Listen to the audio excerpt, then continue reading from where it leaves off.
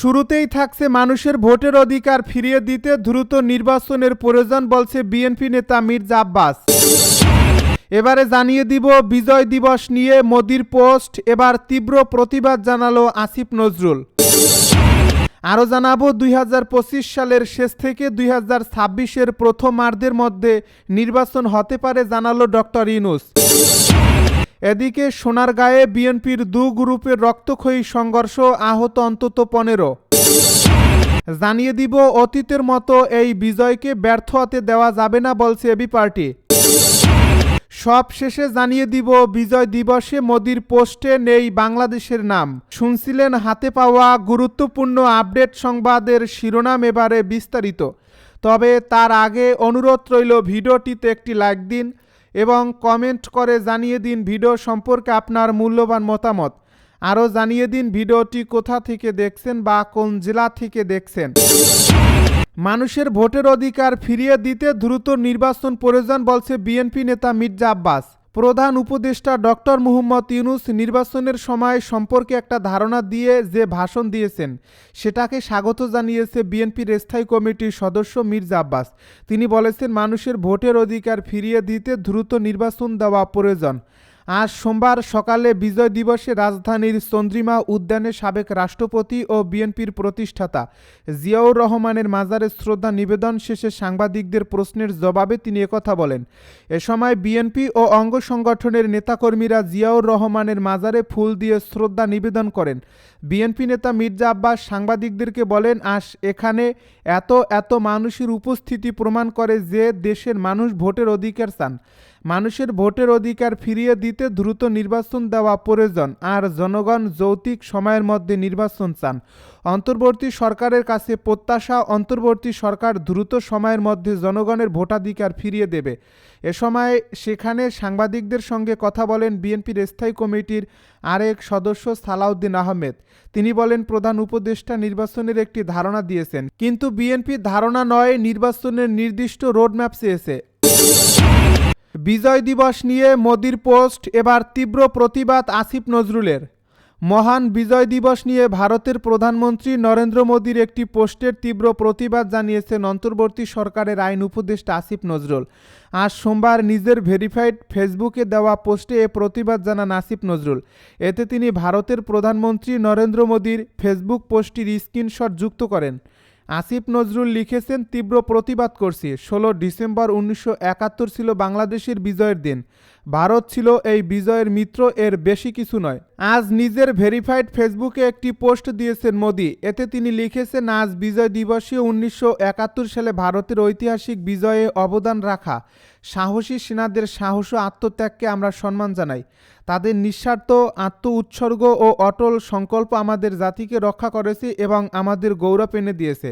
এই দিনটি তাদের অসাধারণ বীরত্ব ও অদম্য চেতনার প্রতি শ্রদ্ধাঞ্জলি।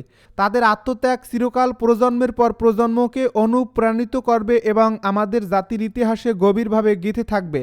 মোদির এই পোস্ট নিয়ে বৈষম্য বিরোধী ছাত্র আন্দোলনের আহ্বায়ক হাসনাত আবদুল্লাহও তীব্র প্রতিক্রিয়া জানিয়েছেন। নিজের ভেরিফাইড ফেসবুকে দেওয়া পোস্টে হাসনাত আবদুল্লাহ এই প্রতিক্রিয়া জানান। হাসনাত আবদুল্লাহ লিখেছেন, এটি বাংলাদেশের মুক্তিযুদ্ধ। পাকিস্তানের বিরুদ্ধে বাংলাদেশের স্বাধীনতার জন্য এই যুদ্ধ সংঘটিত হয়েছিল, কিন্তু মোদি দাবি করছে এটি শুধু ভারতের যুদ্ধ এবং তাদেরই অর্জন। তাদের বক্তব্যে বাংলাদেশের অস্তিত্বই এখন উপেক্ষিত। 2025 সালের শেষ থেকে 2026-এর প্রথমার্ধের মধ্যে নির্বাচন হতে পারে জানালো ডক্টর ইউনূস। অন্তর্বর্তী সরকারের প্রধান উপদেষ্টা ডক্টর মুহাম্মদ ইউনূস বলেছেন, মোটা দাগে বলা যায় 2025 সালের শেষ দিক থেকে 2026 সালের প্রথমার্ধের মধ্যে নির্বাচনের সময় নির্ধারণ করা যায়। ছাত্র জনতার অভ্যুত্থান পরবর্তী প্রথম মহান বিজয় দিবস উপলক্ষে আজ সোমবার জাতির উদ্দেশ্যে দেওয়া ভাষণে ডক্টর মুহাম্মদ ইউনূস একথা বলেন। সকাল 10টায় জাতির উদ্দেশ্যে ভাষণ দেন তিনি। তার এ ভাষণ বাংলাদেশ টেলিভিশন ও বিটিভি ওয়ার্ল্ডে সম্প্রচার করা হয়। ডক্টর ইউনূস তার ভাষণে বলেন, আমি সকল প্রধান সংস্কারগুলি সম্পন্ন করে নির্বাচন আয়োজন করার ব্যাপারে বারবার আপনাদের কাছে আবেদন জানিয়ে এসেছি।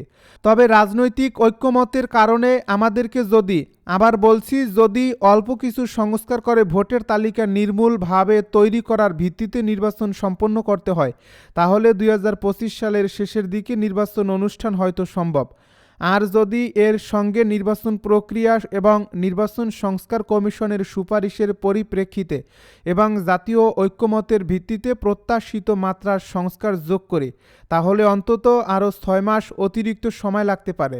মোটা দাগে বলা যায় 2025 সালের শেষ দিক থেকে 2026 সালের প্রথমার্ধের মধ্যে নির্বাচনের সময় নির্ধারণ করা যায়।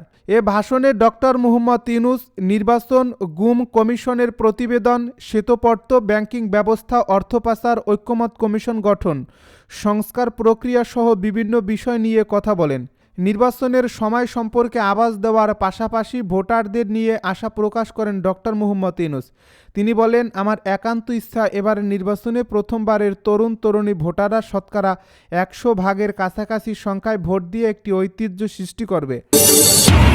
সোনারগাঁয়ে বিএনপির 2 গ্রুপের সংঘর্ষ, আহত অন্তত 15। নারায়ণগঞ্জের সোনারগাঁয়ে বিজয় দিবস উদযাপনকে কেন্দ্র করে উপজেলা চত্বরে ও বাইরে বিএনপির 2 গ্রুপের ধাওয়া পাল্টা ধাওয়া ও সংঘর্ষের ঘটনা ঘটেছে।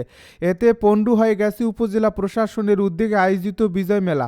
সোমবার সকাল 11টার দিকে এই ঘটনা ঘটে। সংঘর্ষে 2 পক্ষের কমপক্ষে 15 জন আহত হয়।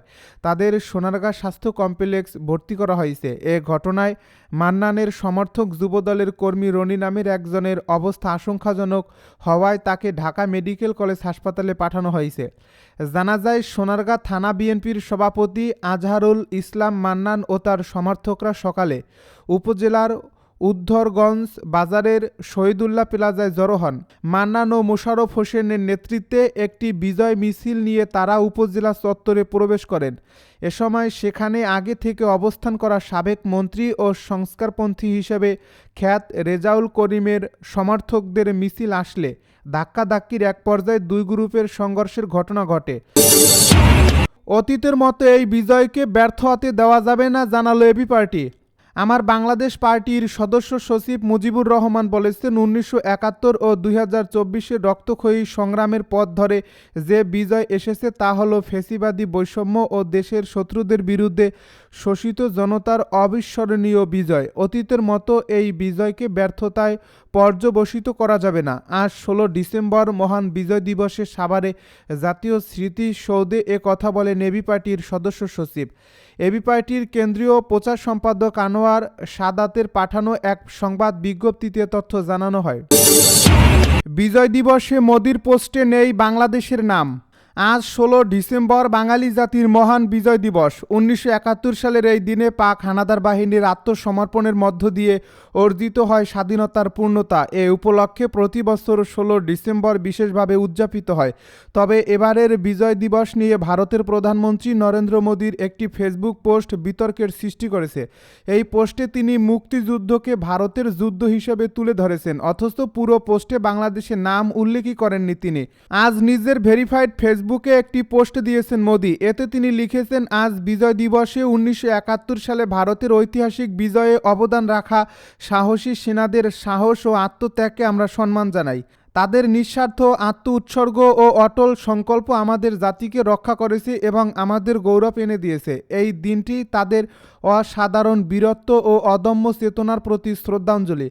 তাদের আত্মত্যাগ চিরকাল প্রজন্মের পর প্রজন্মকে অনুপ্রাণিত করবে এবং আমাদের জাতির ইতিহাসে গভীরভাবে গেঁথে থাকবে।